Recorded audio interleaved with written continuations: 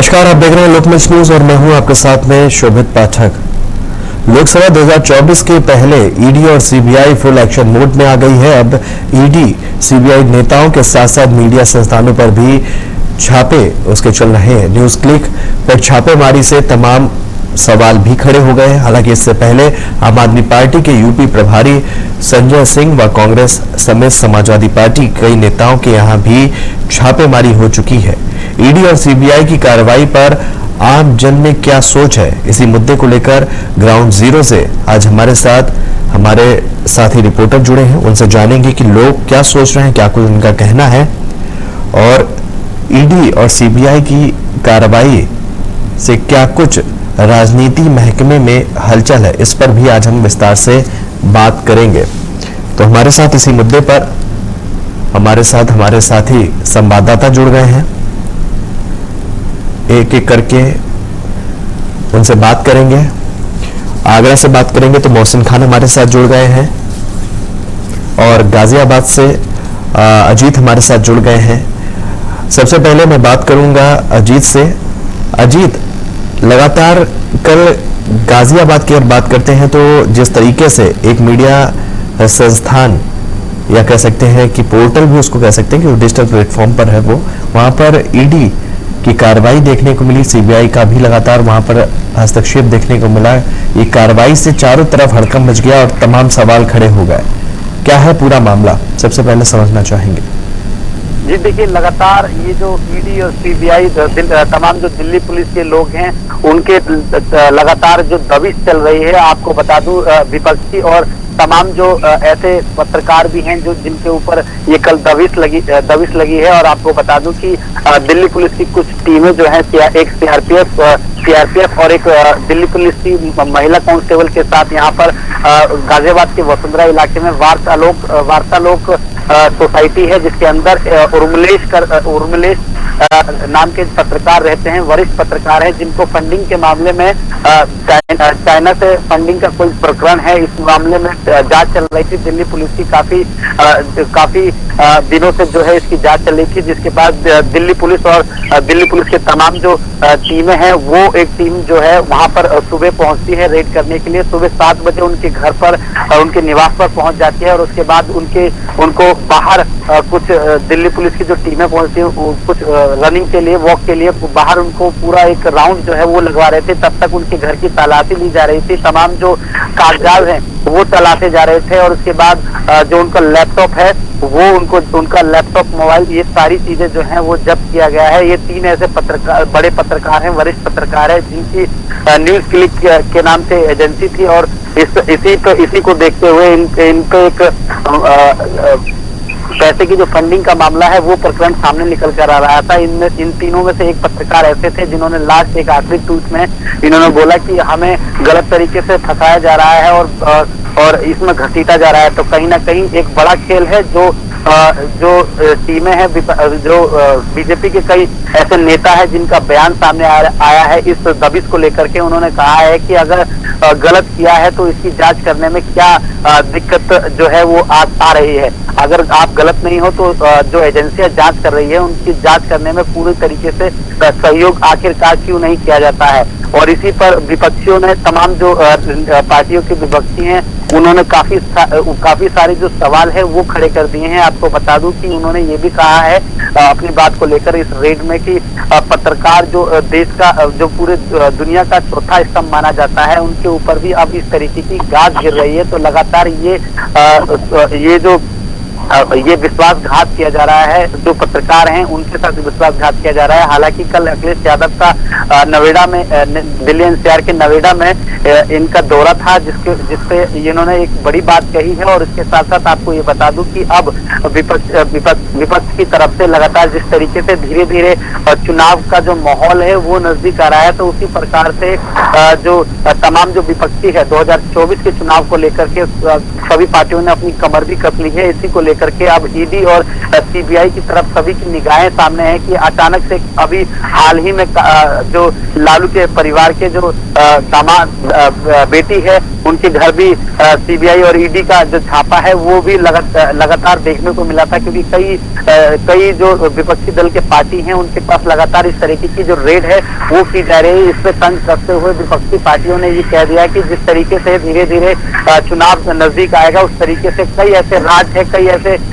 राज हैं जो खुलेंगे और सबके सामने आ भी जाएंगे। हालांकि कुछ इस मामले में अभी तक जो कागजात हैं वो प्राप्त हुए हैं सीबीआई और ईडी को, और उसी पर जांच कर रही है, क्योंकि काफी इनके अकाउंट ऐसे हैं, कुछ लेन देन का मामला भी प्रकरण सामने आया था। तो इन सभी चीजों की अभी फिलहाल सीबीआई और ईडी जो है वो जांच कर रही है। हालांकि कल जो रेड हुई है उसके ऊपर भी काफी तंज कसते हुए पत्रकारों ने ये सवाल उठाया कि पत्रकारों पर इस तरीके का जुल्म करना ये कहाँ का न्याय है। तो कहीं ना कहीं पत्रकारों को भी दबाया जा रहा है और पत्रकारों से हालांकि कई ऐसे वरिष्ठ पत्रकार हैं जिन्होंने अपनी बात रखते हुए ये साफ कर दिया कि अगर हम गलत नहीं है तो हमें जांच करवाने में जांच एजेंसियों का साथ देना चाहिए। जी बिल्कुल अजीत, तो अब रुक कर लेते हैं। मोहसिन हमारे साथ आगरा से जुड़े हुए हैं। मोहसिन, देखिए लगातार ईडी और सीबीआई की छापेमारी जो है वो भी जारी है, बहुत ज्यादा एक्टिव नजर आ रहा है, ताबड़तोड़ एक्शन जो है वो हर जगह देखने को मिल रहे थे। हालांकि पिछले 1-2 महीने की अगर बात करें तो यहाँ पर थोड़ी सी गतिविधि जरूर कम देखने को मिली थी। इससे पहले अगर बात करते हैं तो तमाम राजनीतिक दलों के ऊपर भी इन एजेंसियों ने शिकंजा कसा था। एक बार फिर से ये एजेंसियां जो है एक्टिव नजर आ रही हैं। अगर लोगों की बात करें तो लोग जो है इस कार्रवाई को, इन कार्रवाइयों को किस तरीके से देख रहे हैं, क्या कुछ कहना है उनका? मोहसिन रोहित, मैं आपको बता दूं, कल आगरा में नमक की मंडी और बेलनगंज के अंदर उस वक्त हड़कंप मच गया है जब स्टेट जीएसटी के अधिकारी सराफा एसोसिएशन के अध्यक्ष नितेश अग्रवाल यहाँ जांच के लिए पहुंचे। सराफा व्यापारियों के अंदर हड़कंप मच गया क्योंकि अफवाह की पहली हुई थी कि नितेश अग्रवाल के यहाँ जीएसटी का छापा पड़ा है, तो सारे सराफा व्यापारी अपने शटर गिरा कर वहां से चलते बने। लेकिन जीएसटी के अधिकारी एडिशनल कमिश्नर की माने तो उनका ये कहना है कि आईजीआरएफ पर एक शिकायत दर्ज की गई थी जिसके संबंध में स्टेट जीएसटी वहां पर जांच के लिए गई थी। लोग बिल्कुल, देखिए लगातार जो ये छापेमारी हो रही है मोहसिन, अगर आम जनता का क्या कुछ कहना है इस पे, उनका क्या रिएक्शन है? क्योंकि राजनीतिक जो दल है वो लगातार जो है सत्ता पक्ष पर आरोप लगा रहे हैं कि राजनीति के चलते ये सब कार्रवाई की जा रही है। अगर बात कर लेते हैं लोगों के रुझान का, तो क्या कुछ कहना है आगरा की जनता का? ये बिल्कुल शोभित, जो राजनीति की बात की जा रही है ये पहली बार नहीं हो रहा है। हर बार जब भी चुनाव आते हैं तो चुनाव से पहले जीएसटी, सीबीआई और ईडी का छापा लगातार पड़ता है। ऐसे लोगों को चुना जाता है जो बिल्कुल रिटायर पर रहते हैं, टारगेट पर रहते हैं। उन लोगों के निवास पर, उनके अफसर दफ्तरों पर उनके सीबीआई और ईडी का छापा पड़ता है और चुनाव से पहले ये बड़ी कार्रवाई की जाती है। शोभित, चलिए रुक करेंगे अजीत का। अजीत हमारे साथ गाजियाबाद से जुड़े हैं। देखिए अजीत, गाजियाबाद की बात करें तो दिल्ली से सटा हुआ इलाका जो है वो गाजियाबाद का लगता है। अगर तमाम तरह के नेताओं की बात करें तो आना जाना जो है उनका रहता है। नेताओं की बात करें, क्योंकि इन छापेमारी के बाद में राजनीति भी बहुत ज्यादा गर्म हो गई है। जो नेता है वो अपनी अपनी तरह से अपनी अपनी प्रतिक्रिया देते हुए नजर आ रहे हैं। अगर बात करते हैं कि राजनीतिक दलों की, विपक्ष के जो राजनीतिक दल है उनका क्या कुछ कहना है इन सब पूरे प्रकरण पर?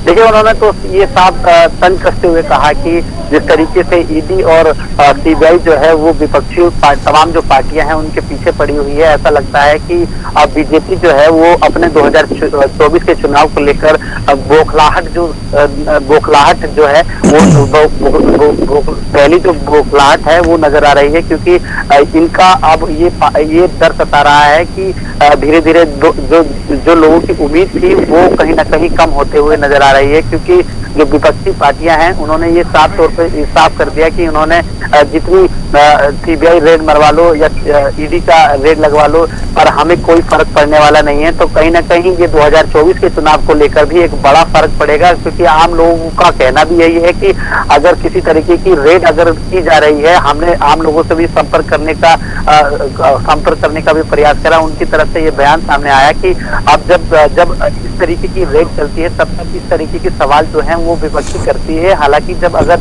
गलत नहीं है किसी भी प्रकार का कोई, तो उनको जांच करवाने में जांच एजेंसियों की सहयोग जो है वो क्यों नहीं कर रहे हैं, या उनका साथ जो है वो क्यों नहीं दे रहे हैं, क्योंकि ये बड़ा सवाल है। और जिस तरीके से धीरे धीरे चुनाव की तारीख जो है वो नजदीक आ रही है, उस तरीके से धीरे धीरे बीजेपी ने भी अपनी जो कमर है वो कस ली है। लगातार जो निरीक्षण का लगातार जो बैठक की जो दौड़ चल रही है, तो उसी को लेकर के इस तरीके का जो बड़ा एक संदेह है कि कहीं ना कहीं बीजेपी कहीं से कमजोर ना आ जाए। तो ये भी एक विपक्षी पार्टियों का भी कहना है कि अब वो अपनी कमर कस रही है, वो चाहे ईडी के द्वारा किया जाए या फिर कहीं ना कहीं वो सीबीआई के जरिए कहा जाए, किसी न किसी केस में विपक्षी पार्टियों की तमाम जो पार्टियां हैं उनके नेताओं को फंसाने का काम किया जा रहा है। ये साफ तौर पर बयान जो था वो कहना था इनका। और उसी को लेकर के जो आम जनता की राय है, उन्होंने ये साफ कर दिया कि अगर गलत नहीं हो तो जांच एजेंसियों का सहयोग करो और उनको साथ दो कि हाँ, अगर आप गलत नहीं हो तो वो उनका पूरी जांच में उनका सहयोग भी करना बहुत जरूरी है। बिल्कुल अजीत, देखिए मोहसिन के पास चलेंगे। मोहसिन हमारे साथ आगरा से ही लगातार जुड़े हैं, लगातार जिक्र कर रहे हैं छापेमारी का। गाजियाबाद में कल देखेंगे जिस तरीके से एक मीडिया संस्थान पर जो है कार्रवाई हुई है, उसके बाद भी तमाम तरह के सवाल खड़े हो गए। हालांकि 10 घंटे पूछताछ के बावजूद भी जब जो पत्रकार थे, वरिष्ठ पत्रकार थे, जब वो बाहर निकलते हैं तो उन्होंने कुछ भी मीडिया से बातें साझा करने के लिए मना कर दिया। उन्होंने कहा जो भी है वो थोड़े दिनों में साफ कर दिया जाएगा कि किस वजह से ये छापेमारी हुई है। मोहसिन, आपसे जानना चाहेंगे आगरा की राजनीति किस तरीके से जो है बदलती हुई नजर आ रही है। 2024 की अगर बात करेंगे तो लगातार इन छापेमारियों को लेकर क्या कुछ वहां के स्थानीय जनप्रतिनिधियों का कहना है? मोहसिन। शोभित, मैं आपको बता दूं 2024 करीब है, इलेक्शन करीब है। 2024 के अंदर भाजपा ने पूरा जोर लगा दिया है केंद्र के अंदर अपनी सरकार बनाने के लिए दोबारा से। और विपक्ष की बात कर ली जाए तो विपक्ष ने भी गठबंधन कर लिया है। अब देखने वाली बात ये होगी शोभित, जो गठबंधन है वो भाजपा पर कितना भारी पड़ता है। बात कर ली जाए शोभित सीबीआई की और ईडी के छापे की, तो इलेक्शन से पहले ये अक्सर देखा जाता है कि ईडी और सीबीआई के छापे पड़ते हैं, लेकिन इसके अंदर कोई घबराने वाली बात नहीं है। अगर जिस जगह पर जिसके पास सीबीआई के ईडी के छापे पड़ रहे हैं तो उनको भी सहयोग करना चाहिए उनका, और अगर वो सही है तो, क्योंकि देखा जा रहा है कि ये साजिश मानी जा रही है एक तरीके से कि भाजपा चुनाव से पहले ईडी के छापे पड़वा देती है या सीबीआई के छापे पड़वा देती है। तो उसको लेकर अगर सामने वाला व्यक्ति सही है तो उसको जो अधिकारी है जांच करने के लिए आए उनका सहयोग करना चाहिए। शोभित, बिल्कुल, देखिए अधिकारी का सहयोग तो किया जा रहा है क्योंकि लगातार इस तरह की कार्रवाई होती है, तो जिसके खिलाफ कार्रवाई होती है वो सहयोग की ही बात कहता है। बाद में आके उसके बयान बदल जाएं तो वो एक अलग बात है। लेकिन मुझसे अगर बात कर लेते हैं 2024, क्योंकि चुनाव की हम बार बार जिक्र कर रहे हैं और वो इस वजह से क्योंकि विपक्षी खेमा है वो इस वक्त एक्टिव नजर आ रहा है और सत्ता पक्ष पर यह आरोप लगाता है कि ये खेमा, जो सत्ता पक्ष का खेमा है, वो एजेंसियों का गलत इस्तेमाल कर रहा है और गलत इस्तेमाल करने की वजह से वो हमको डराना चाहता है ताकि हम 2024 के चुनाव में पूरी तरीके से एक्टिव ना हो जाए, ये भी आरोप लग रहा है। क्या ये जो छापेमारी हुई है, कल जो छापेमारी देखी गई, इससे पहले भी छापेमारी हुई है, इन सब को लेकर क्या किसी स्थानीय नेता से आपकी बात हुई? अगर हुई है तो क्या कुछ कहना है उनका? वो से शोभित, छापेमारी की बात कर ली जाए तो कल चाली कारोबारी के यहाँ नीतीश अग्रवाल हैं, सराफा एसोसिएशन के अध्यक्ष हैं। कल उनके यहाँ पुलिस क्या नाम है सीबीआई जीएसटी के अधिकारी जांच के लिए वहाँ पहुंचे थे, लेकिन अफवाह ये उड़ी थी कि उनके यहाँ छापा पड़ा है। जब एडिशनल कमिश्नर ग्रेड 1 की माने तो उनका ये कहना था अपने बयानों के अंदर कि एक IGRF पर एक शिकायत दर्ज की गई थी नीतीश अग्रवाल के खिलाफ। तब जाके जीएसटी के अधिकारी वहां पर जांच के लिए पहुंचे थे। जांच के अंदर जो भी सबूत निकल कर आएंगे उसके खिलाफ कार्रवाई की जाएगी। इससे पहले अभी कुछ लगभग कुछ दिनों पहले आगरा के टॉप जो माने जाए कि देश के टॉप माने जाए, कारोबारी बड़े माने जाए, उनके हाजी जुल्फिकार अहमद भुट्टो के यहाँ बड़ा एक जीएसटी का सीबीआई की रेड पड़ी थी। इसके अंदर कई करोड़ों रुपए का सामने निकलकर सामने आया था। शोभित, बिल्कुल, तो कह सकते हैं कि लोगों की अलग अलग प्रतिक्रिया जो है वो नजर आ रही है। हमारे दो संवाददाता जुड़े हैं, मोहसिन खान आगरा से जुड़े हैं, अजीत जो है वो गाजियाबाद से है। वो बता रहे हैं कि इन सीबीआई रेड या ईडी की जब रेड पड़ती है, कार्रवाई होती है, तो क्या कुछ कहना होता है लोगों का। और ये जो कल कार्रवाई देखी गई है, आज जब संजय सिंह के घर की अगर बात करते हैं तो वहां पर भी ईडी की बड़ी छापेमारी देखी गई है। तो तमाम तरह के बयान जो है वो विपक्षी खेमा इस वक्त उठाता हुआ नजर आ रहा है। अजीत, आपके पास आना चाहेंगे। अजीत, आपसे जानना चाहेंगे कि कि कल की कार्रवाई को लेकर क्या जो पत्रकार थे जिनके खिलाफ ये कार्रवाई हुई है उनका कुछ रिएक्शन इस पूरी कार्रवाई पर आया है, उन्होंने कुछ कहा अभी तक?